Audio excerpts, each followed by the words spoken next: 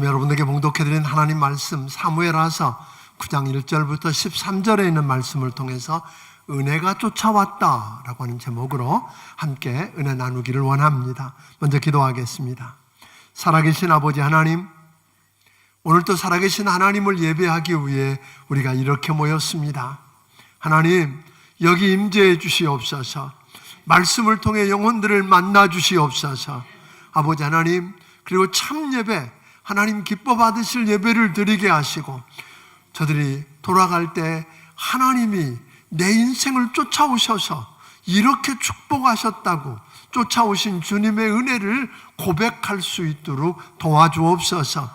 종입술에 기름 부어주시기를 원하옵고 예수님 이름으로 기도하옵나이다. 아멘. 아멘. 어떻게 나한테만 이런 일이 이렇게 일어나는가 하고 불평하면서 짜증을 내보신 적은 없으십니까?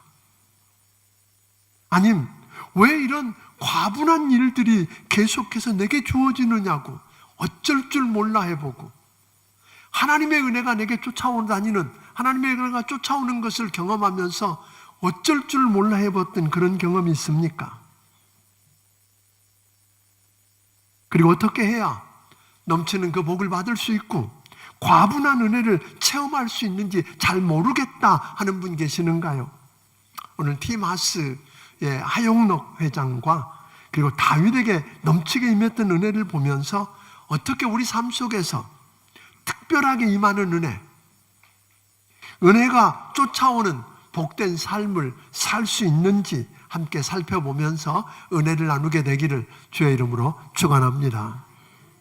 티마스의 그 하용록 회장은 심장 이식 수술을 받은 후에 10억 원이 넘는 돈을 다 쓰고 약값되기도 힘든 상황에서 자기 집 주차장에서 동생이 사준 컴퓨터 한 대와 프린터 하나를 가지고 자기 주차장에서 주차장 빌딩을 설계하고 공사하는 회사를 시작합니다. 직원이라고는 자기 혼자고 부인이 도와주는 정도였는데, 문을 연 지 몇 달 만에 미국에서 누군가가 소개로 만났는데, 미국에서 두 번째로 큰 신용카드 회사인 MBNA 본사 건물을 짓는데 공사 감리를 해달라고 하는 부탁을 받습니다.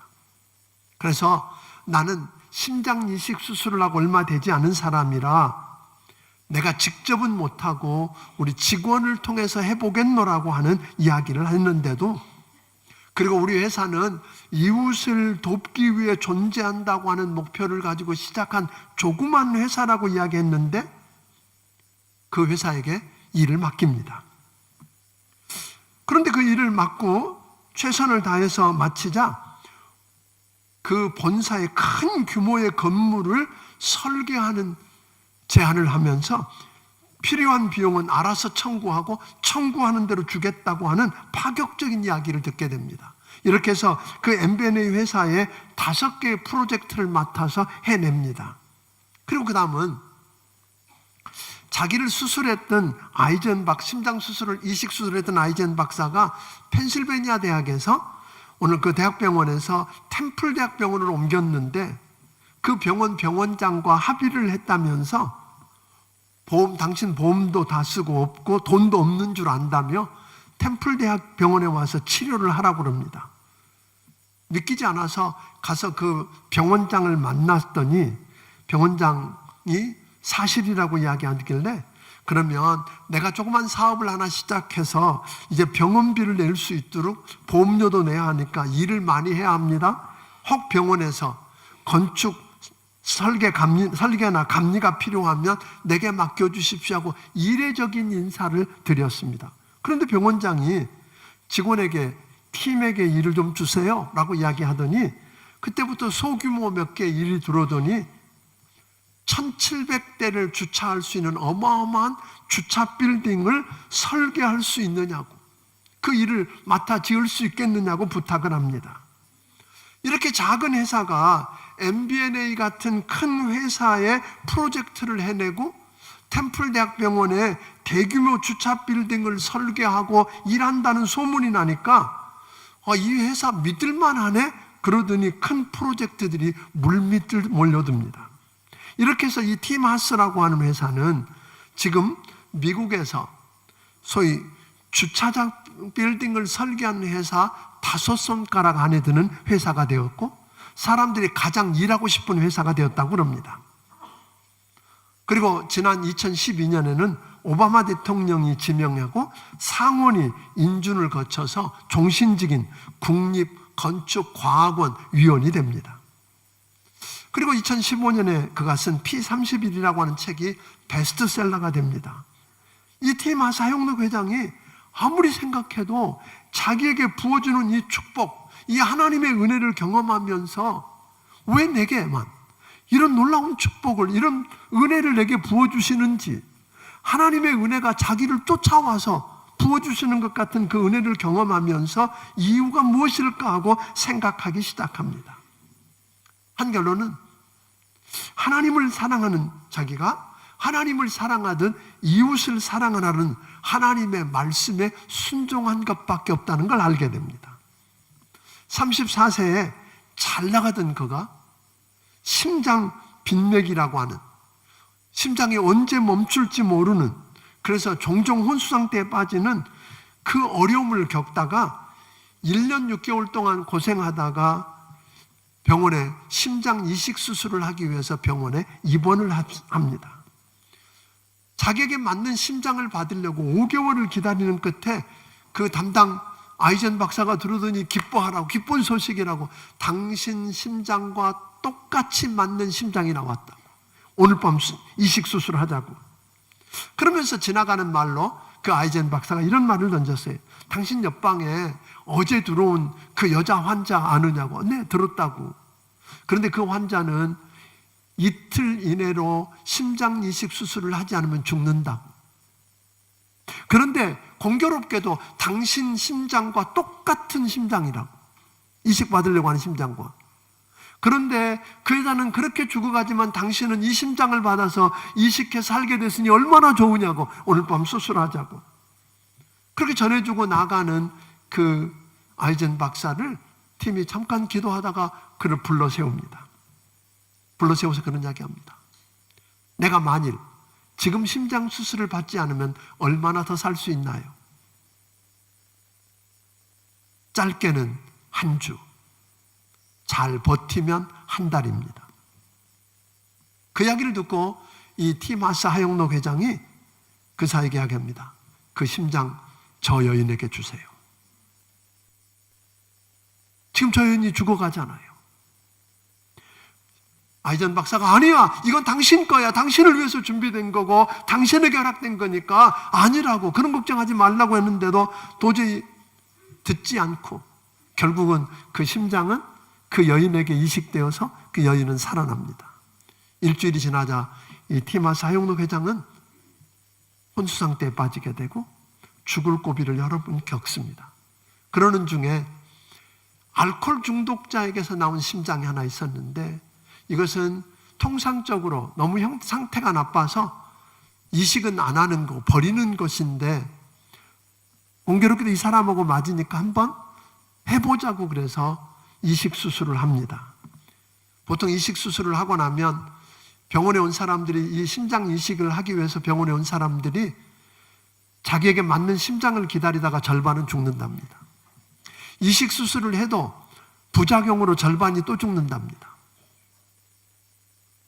그런데 이식 수술하면 10년 정도 수명이 가는데 6년 만에 그 심장이 고장이 납니다. 그래서 다시 이식 수술을 하고, 근데 지금 16년이 넘었는데도 여전히 건강하게 활동하고 있다는 겁니다. 그러니까 자기가 보니까 하나님이 이때부터 심장을 넘겨주고 이 일이 있은 다음부터 하나님이 그에게 과분한 은혜를 부어주시더라는 거예요. 생각할 수 없는, 기대하지도 않았고 상상하지도 않았는데 하나님의 은혜가 쫓아다니면서 자기에게 임하는 걸 경험했다는 거예요. 또 하나는 자기 부모님이 목사님이신데, 그 목사님이셨는데 아무도 안 가려고 하는 부산 근처에 나환자촌에 목회자로 자원을 했답니다. 7년 동안 하기로 하고 7년 섬기고 났더니 부산에 있는 교회에서 청빙이 왔어요. 가려고 다 이사 준비를 하는데 이번에는 사모님이 나는 지금까지는 남편 때문에 억지로 섬겼는데 이제는 내가 자원하는 마음으로 섬겨보고 싶다고 또 7년을 작정하는 겁니다. 14년을 그 병원에 있었답니다. 그 나환조천에 목회를 했는데 이것을 본 선교사님이 너무 귀하게 여기고 그분들을 미국으로 초청을 해서 이민을 가게 되죠. 자, 그러면서 이야기합니다. 그 부모님께서 심은 그 은혜, 그리고 그들이 기도한 기도로 하나님의 특별한 은혜를 경험하는 은혜의 빛을 줬다고 이야기합니다. 그리고 또 하나는 그가 이렇게 이야기합니다. 언제나 희생이 따르더라도 회사가 이웃을 섬기기 위해서 세워진 회사라고 붙여진 것처럼 언제나 어떤 때든지 희생을 따르더라도 은혜를 품고 이웃사랑을 심었더니 온 축복이었다고 그런 이야기합니다. 여러분, 여호와 이레라는 말 아시죠? 하나님이 예비하셨다. 하나님이 준비하셨다. 그래서 우리는 그 단어를 너무 좋아합니다. 그런데 하나님이 예비하셨다는 여호와 이레라고 하는 단어는 이 하나님이 준비하셨다는 말과 함께 또 다른 의미가 있습니다. 이레라고 하는 말에는 이렇게 to prepare, 준비한다는 말과 더불어서 to provide, 준비한다는 말과 더불어서 to see, 본다라는 뜻이 있는 거예요. 그럼 무슨 말이냐면 하나님이 다 보고 계셨다는 거예요. 다 보고 계신 하나님이 그에게 뭐예요?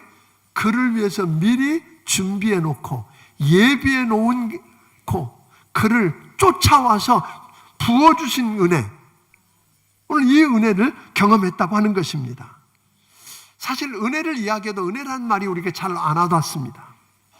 바울 사도가 이 은혜라는 말을 우리가 이해하도록 설명하려고 또 은혜를 맛보게 하려고 그의 서신서에서 100번 이상이나 은혜라는 말을 언급합니다.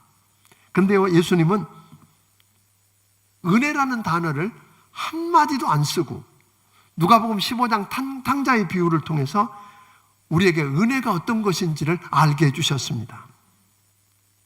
아무튼 오늘 본문에 보면 하나님의 은혜가 무엇인지를 가장 잘 묘사해 놓은 본문입니다. 우리가 하나님의 은혜를 알기 위해서 가장 잘 묘사해 놓은 오늘 본문이 있는 사무엘하서 9장에 보면 다윗에게 임한 은혜를 우리가 보게 됩니다. 다윗에게 임한 그 은혜를 우리가 생각해 보면서 어떻게 하나님의 은혜가 다윗을 쫓아다녔는지, 그냥 찾아낸 게 아니에요. 요구해서 쟁취해낸 게 아니에요. 하나님의 은혜가 뭐였다고요? 따라오는 정도가 아니라 하나님의 은혜가 쫓아오는 그런 놀라운 축복을 경험했는데 그 비밀이 무엇인지를 우리가 함께 생각해 보고 싶습니다. 여러분 잘 아는 대로 다윗은 이새의 8번째 아들입니다. 형들로부터나 부모로부터 전혀 주목받지 못한 아이입니다. 심지어 여러분 아는 것처럼 사무엘 선지자가 그 집에 와서 함께 식사를 하면서 왕이 될 사람에게 기름을 붓겠다고 하는데 이 다윗은 거기에 끼지도 못했어요. 너는 해당 안 되는 사람이니까 해서 너는 뭐 알아? 아버지의 양이나 치고 있으라고 들판에 보내졌던 아이예요. 그러던 그에게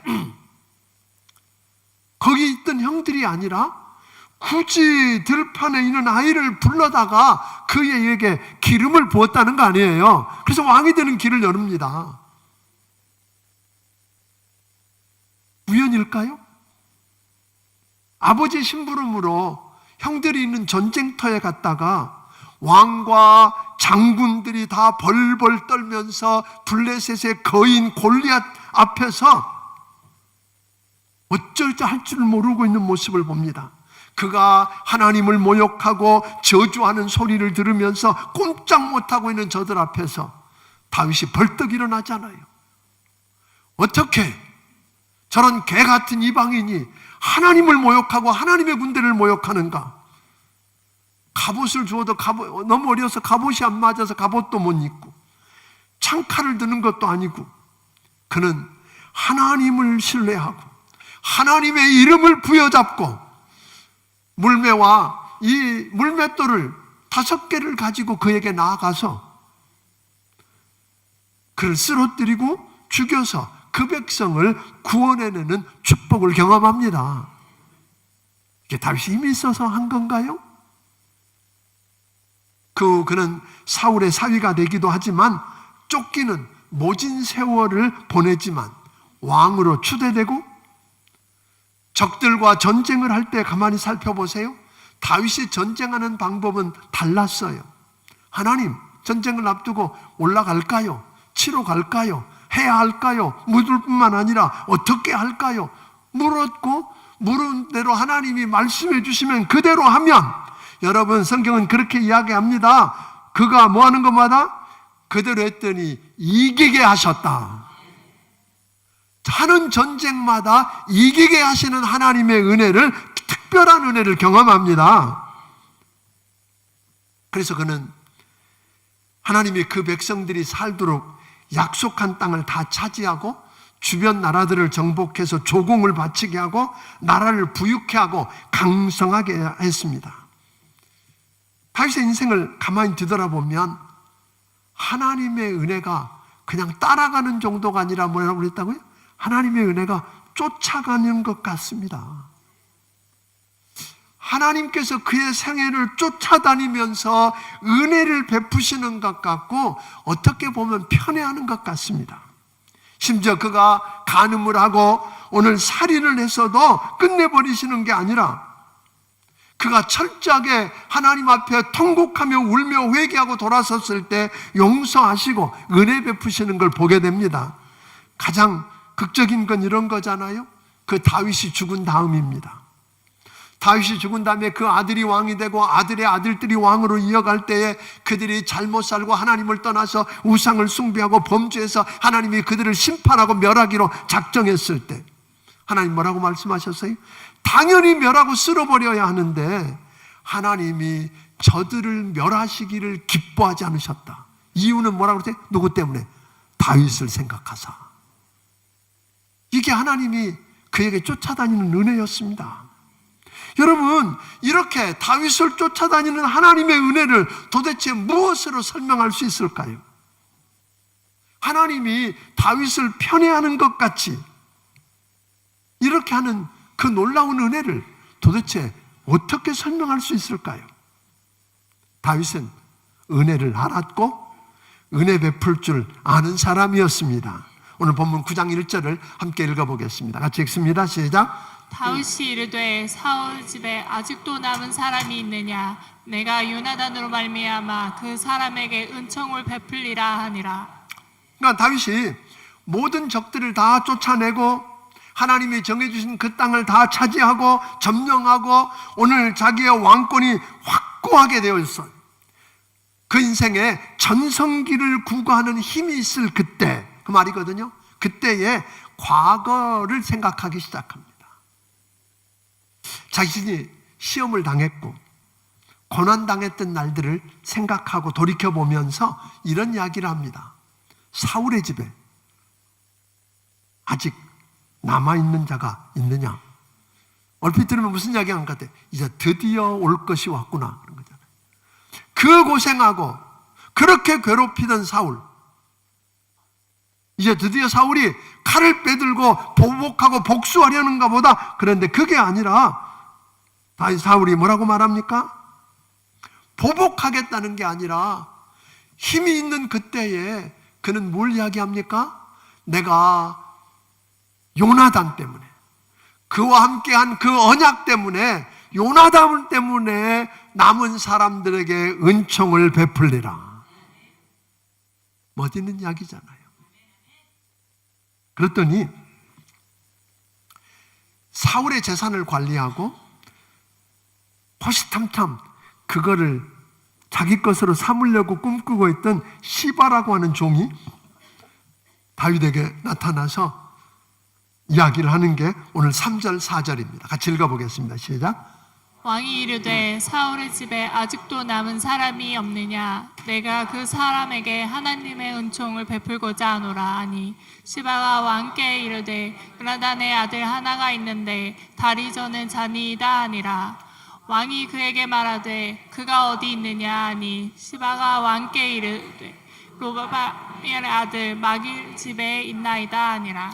네, 그 시바에게 물었더니 요나단의 아들 하나가 남아 있는데 그 이름이 무비보셋이고 그는 지금 로드발이라고 하는 곳에 있습니다. 그때 여러분 이런 이야기는요, 이 무비보셋이라고 하는 사람이 5살 되었을 때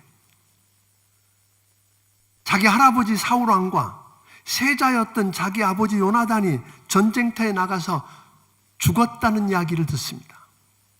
왕궁에 있는 사람들이 깜짝 놀랐습니다.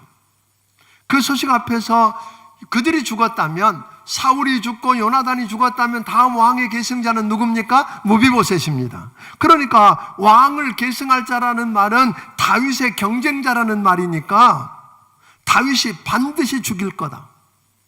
그리고 사울이 다윗에게 어떻게 잔인하게 얼마나 못되게 했는지를 우리가 아는데 그가 가만히 있겠느냐? 그대로 우리에게 잔인하게 복수할 거다. 그러니 너 여기 있으면 죽는다. 그러고는 유모가 그 5살짜리 된 무비보셋을 들쳐업고 얼마나 급하게 도망가다가 떨어뜨렸는데 그 아이가 두 다리를 저는 장애인이 되었다 그럽니다. 자기가 혼자 마음대로 움직이지 못하는 장애인이 되어버렸습니다. 사랑하는 여러분,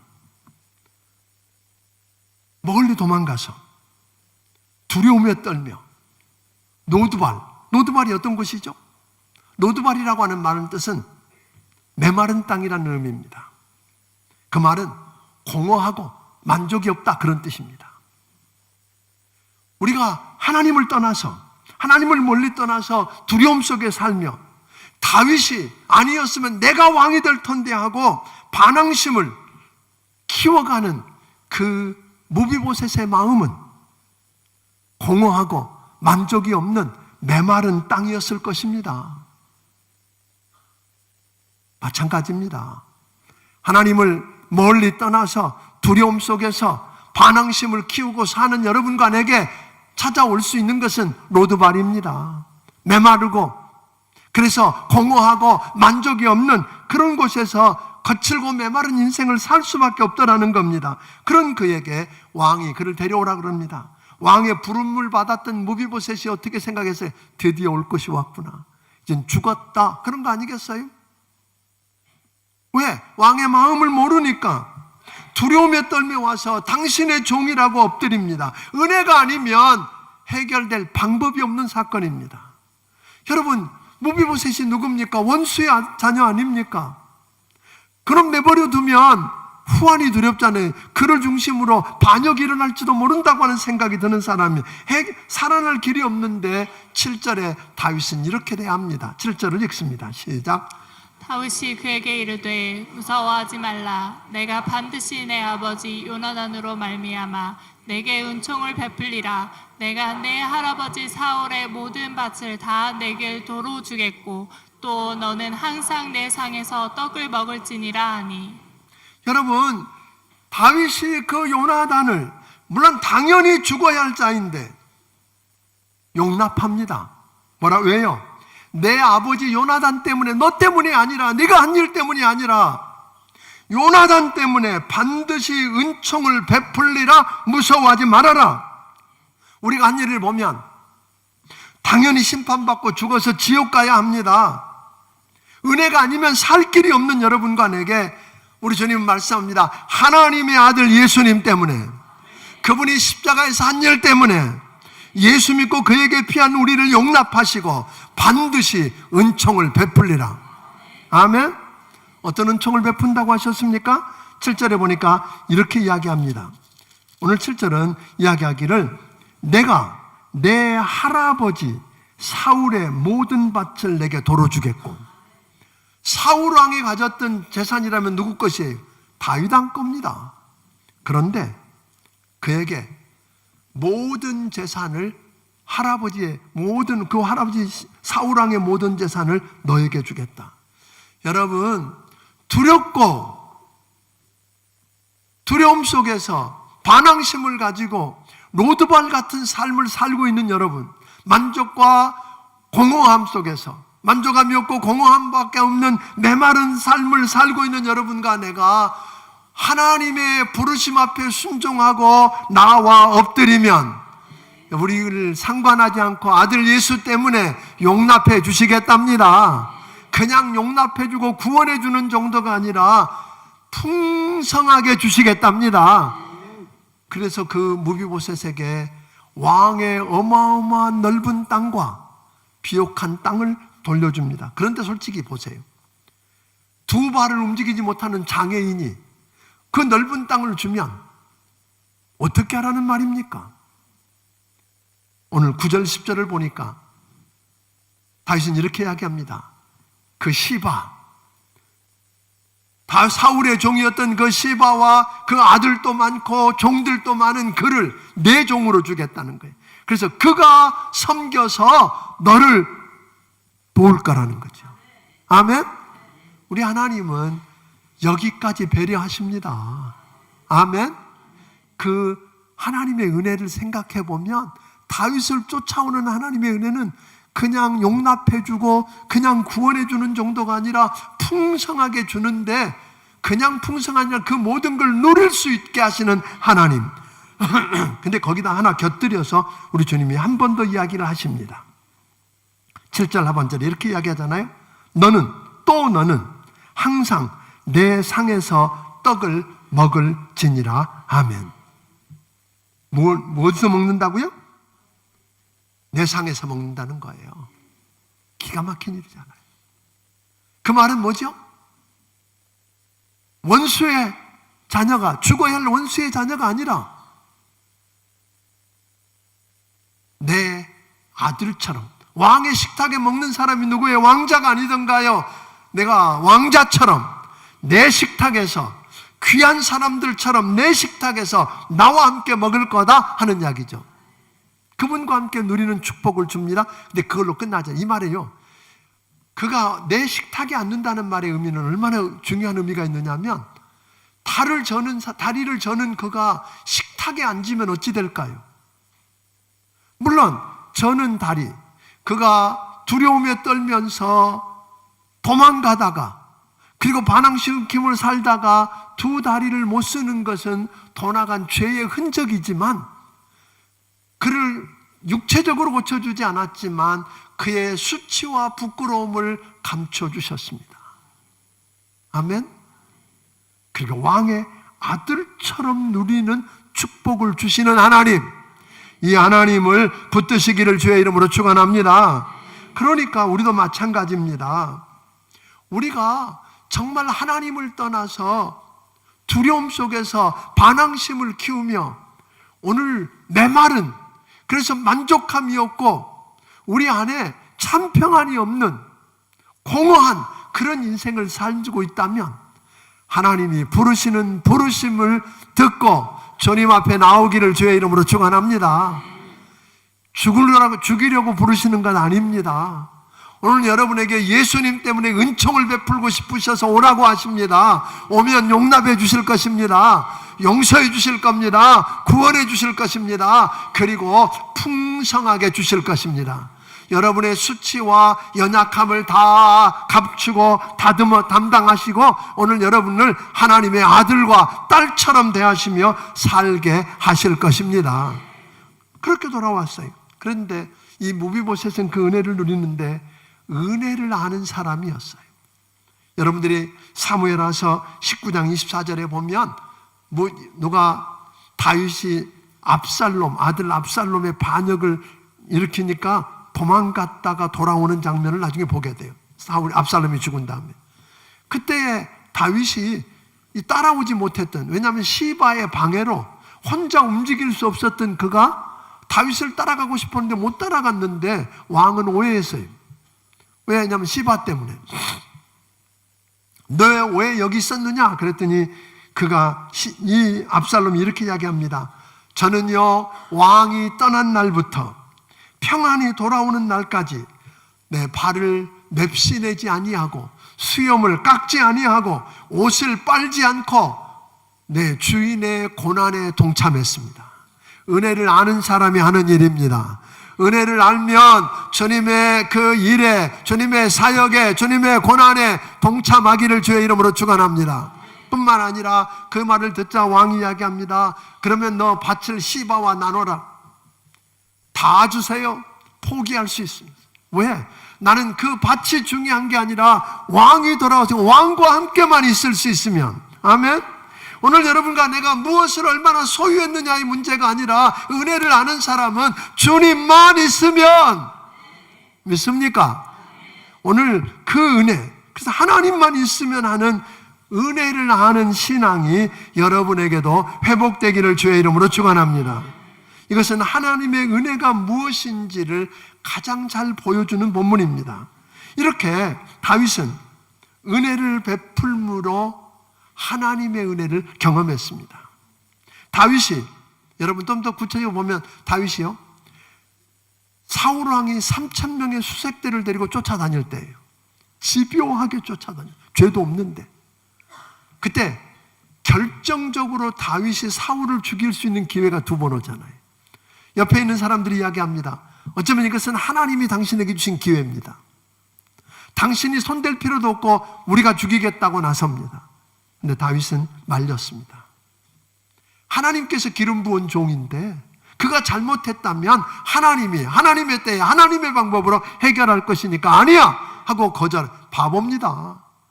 그들 말처럼 죽이면 고생 안 하는 거고 죽이면 바로 왕이 되는데, 여러분 그 은혜를 베풀 줄 알았던 그 사람, 이에게 하나님은 보셨습니다. 그리고 그를 위해서 하나님이 은혜를 준비하셨습니다. 아멘.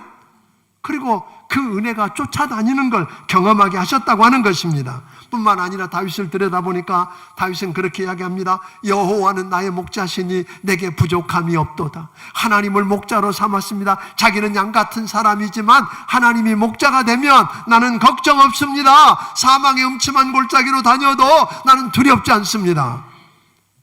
그러면서 그는 하나님이 나의 반석이고 나의 요새고 나의 피할 바위시기 때문에 나는 그분께 피하겠습니다. 기도하는 그에게, 여러분 그래서 모든 걸 기도하며 그분께 묻고 그분을 의탁하는 이 다윗을 보면서 하나님이 뭐라고 말씀하셨어요? 내 마음에 합한 사람. 그에게 하나님이, 그러니 하나님이 다 보고 계셨어요. 다 보고 계신 그 하나님이 그를 위해서 모든 걸 예비하고 필요한데 하나님이 쫓아가서 은혜를 베푸시는 것. 그래서 그는 마치 다윗을 보면 하나님의 은혜가 뭐 하는 것 같아요? 쫓아다니는 것 같아요.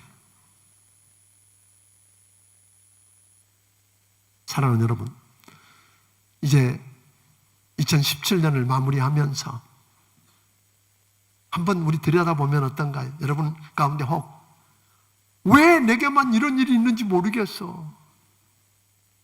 운이 없고 재수가 없으니까 빨리 이 해 지나가야 돼. 그럽니까? 아니면 하나님의 은혜가 나를 쫓아오는 것 같아. 과분하게 부어주시는 하나님의 은혜를 인해 감격합니까? 오늘 여러분 다윗을 보거나 티마스의 그 하영록 회장을 들여다보면 하나님의 은혜가 뭐하고 있어요? 쫓아다녀. 전 내년 한 해 성도 여러분의 인생을 우리 하나님의 은혜가 쫓아다니는 인생이 되기를 주의 이름으로 축원합니다. 아멘. 그런데 그 두 분을 봤더니 그냥 주어지는 게 아니에요. 물론 은혜는 내가 뭘 요구했다고, 내가 뭘 했다고 주어지는 건 아닙니다만, 하나님은 하나님께서 거저 주시는 하나님의 호의죠. 선물이죠. 그럼에도 불구하고 하나님은 어떤 사람에게 그런 호의를 베풀고 어떤 사람에게 그런 은혜를 베풀어요? 심은 사람들에게 했어요. 누구도 피마스. 여러분, 그 죽음을 눈앞에 두고 그걸 다른 사람에게 양보할 수 있습니까? 내 필요보다 다른 이웃의 필요를 먼저 생각할 수 있을까요? 다윗도 마찬가지였습니다. 오늘 내년 한 해 하나님이 다 보시는 하나님이 쫓아오는 은혜를 베푸시는 걸 경험하기를 주의 이름으로 축원합니다. 그러려면 하나님을 떠나서 두려움 속에서 반항심만 키우던 로드발의 거칠고 메마른 희망 없는, 허망하고 만족이 없는 그곳에서 살고 있는 여러분, 하나님의 부르심 앞에 응답하기를 주의 이름으로 축원합니다. 그분 앞에 나와 엎드리기를 주의 이름으로 축원합니다. 그러면 그분은 용납하실 것입니다. 구원해 주실 것입니다. 풍성하게 채워주실 것입니다. 내 연약함과 수치와 모든 것들을 다 가려주시고 왕자 중에 하나로, 공주 중에 하나로 여러분과 나를 취급해 주시는 걸 경험할 것입니다. 사랑하는 여러분, 은혜를 심읍시다. 아멘. 주님은 우리에게 그렇게 이야기하세요. 소위 황금률이 뭡니까? 대접을 받고자 하는 대로 먼저 대접하는 것입니다. 내가 먼저 심읍시다. 기도하겠습니다.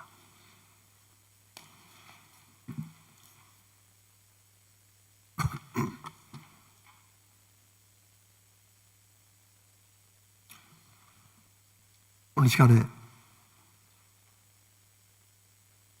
한 번쯤 생각해 봤으면 좋겠어요.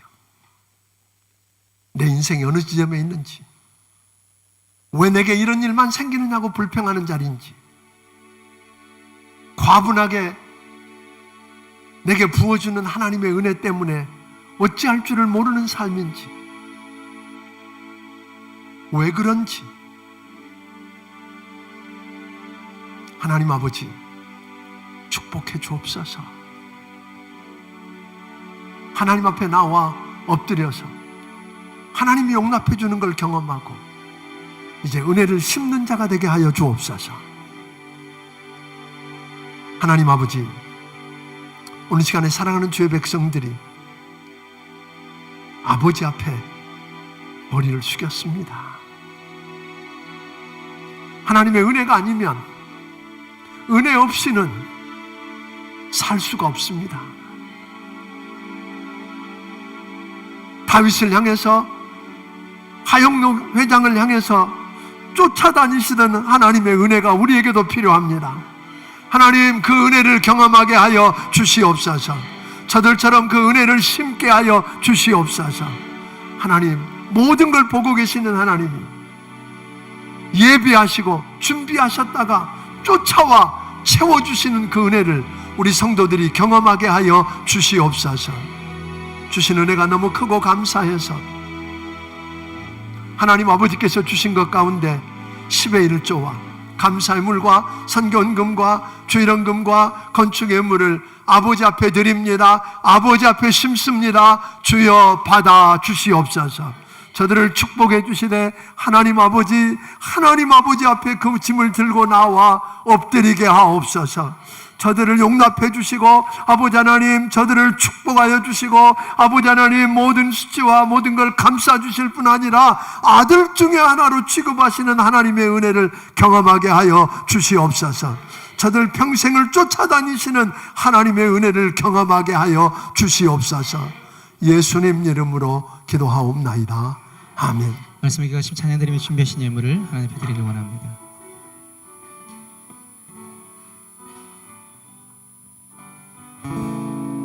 은혜 아니면, 은혜 아니면 살아갈 수가 없네. 호흡마저도 다 주의 것이니 세상 평안과 위로 내게 없어도 오직 예수뿐이네. 은혜 아니면 살아갈 수가 없네. 은혜 아니면 살아갈 수가 없네. 호흡마저도 다 주의 것이니 호흡마저도 다 주의 것이니 세상 평안과 위로 내게 없어. 예수 오직 예수뿐이네. 귀신 계획 다 볼 수도 없고 작은 고난에 지쳐도 주께 묶인 나의 모든 삶 버티고 견디게 하시네. 은혜 아니면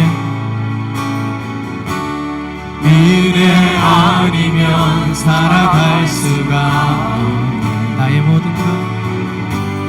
나의 모든 것 다 주께 맡기니 참된 평안과 위로 내게 주신 주 예수 오직 예수뿐이네.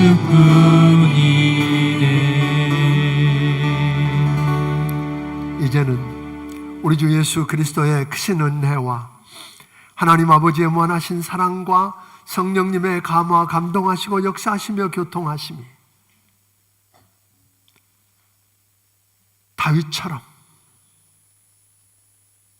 하나님의 은혜가 쫓아오는 그런 삶을 위해서 하나님 앞에 은혜를 심고 하나님을 바라볼 줄 알고 하나님 앞에 나와 엎드릴 줄 아는 심령들이 되기 원하는 모든 심령들에게 지금부터 영원까지 함께 해주시기를 예수님 이름으로 축원하옵나이다. 아멘.